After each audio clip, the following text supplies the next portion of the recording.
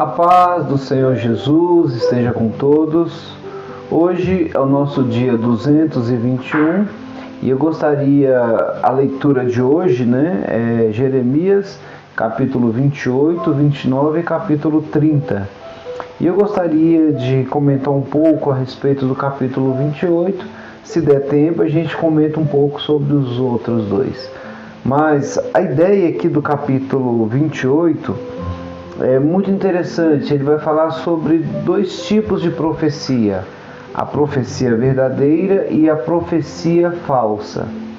E para você eu quero começar com essa pergunta: qual é a melhor profecia? A profecia falsa ou a profecia verdadeira? Aparentemente todo mundo vai responder a verdadeira, mas a princípio parece que a profecia falsa ela é a melhor. Por quê? Porque a profecia falsa, geralmente, ela me faz sentir bem. Você é o melhor, você é campeão, Deus está com você. Às vezes a pessoa está no segundo, terceiro, quarto casamento. Olha, Deus vai abençoar o seu casamento. Você tem que profetizar sobre a sua vida, mesmo que ela esteja em pecado. Profecias desse tipo que te faz sentir bem. E a profecia verdadeira, na sua maioria das vezes, ela te desafia a mudar de vida. Ela te desafia a buscar mais ao Senhor, a negar-se a si mesmo. Por isso que a profecia verdadeira, em alguns momentos, ela é mais difícil. E aqui acontece isso. Aqui a gente tem o rei Zedequias, que é um rei que foi colocado pelo rei Nabucodonosor.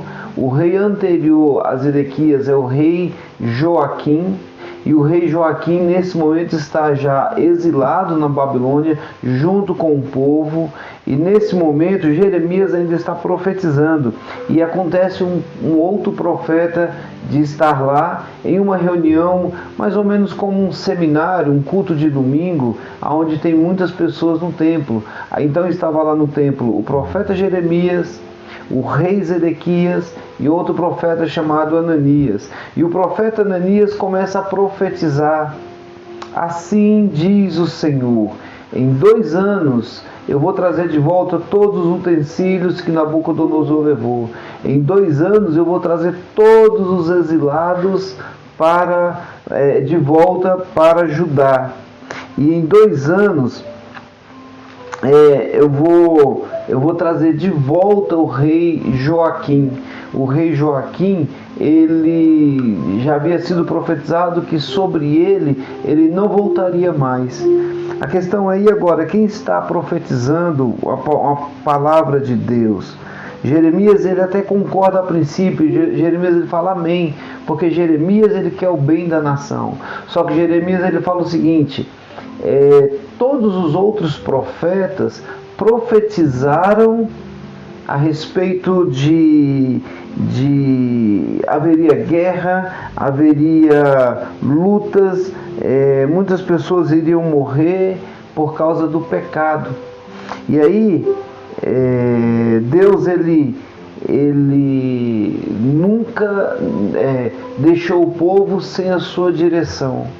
Acontece que o profeta Ananias, que é o falso profeta, pega o jugo que está sobre Jeremias. Jeremias havia colocado esse jugo, Deus tinha dado para ele uma direção de colocar esse jugo, para mostrar que as nações estariam debaixo de um jugo do rei da Babilônia e do próprio Deus. Aí Ananias pega esse jugo, que já é uma palavra profética, tira do pescoço de Jeremias e quebra. E fala assim: da mesma forma que quebrou, que esse jugo foi quebrado, Deus vai quebrar o jugo que está sobre Judá, o jugo de Nabucodonosor. O que é interessante é que Jeremias sai desse ambiente, Deus manda ele voltar e fala: vai lá e fala para todo mundo que agora o jugo vai ser pior ainda, já que o profeta Ananias mentiu. O jugo agora vai ser um jugo de ferro, onde todos serão subjugados pelo Senhor. O que a gente aprende aqui? Que nem toda palavra doce ela vem de Deus. Deus ainda falou para o profeta Jeremias: vai lá e fala que o profeta Ananias morrerá por causa dessa mentira.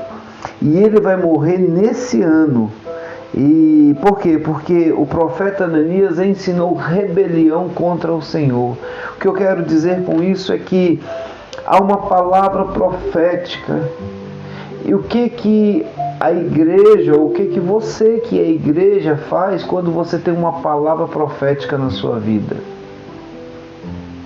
Qual é o julgamento que você vai fazer a respeito da vontade de Deus? O problema é que a gente prefere falar e tratar muitas pessoas que Deus mandou dar uma palavra dura. Hoje em dia a gente prefere tratá-las de forma suave. Você não pode escandalizar o outro, você não pode dizer que o outro está em pecado, em nome de uma, entre aspas, éticas. O ambiente tem que estar confortável para aquela pessoa. Não se pode mais falar assim diz o Senhor, você tem que se consertar. Você é amado de Deus, mas você está em pecado. E se você em pecado morrer, você vai para o inferno. Isso é uma palavra muito dura. A gente não fala isso. O profeta, o sacerdote, não anda mais de acordo com a direção de Deus. Ele anda de acordo com a sua própria direção, fazendo com que todos possam se sentir bem. No capítulo 29, Deus vai orientar o profeta Jeremias a escrever uma carta. E essa carta ela é endereçada a todos os exilados. Essa carta vai ser dada a Nabucodonosor. E essa carta é interessante. Vai ser falado para os que estão no exílio. Olha, vocês precisam se multiplicar. Orem por vocês. Orem pela nação da Babilônia. Porque se eles forem bem, vocês serão bem. Busquem prosperidade. Cuidado com os falsos profetas. E outra coisa, 70 anos vocês voltarão para Judá, para Jerusalém. Então essa era a palavra, essa era a carta que Deus havia dito para o profeta mandar para o povo que estava na Babilônia. O que a gente pode entender é que a profecia, quando ela vem de Deus, ela se cumpre. Existe uma questão. Para uma profecia se cumprir, a primeira coisa é o tempo.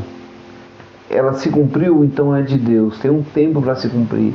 A segunda coisa é quando essa profecia ela não contradiz com a palavra de Deus.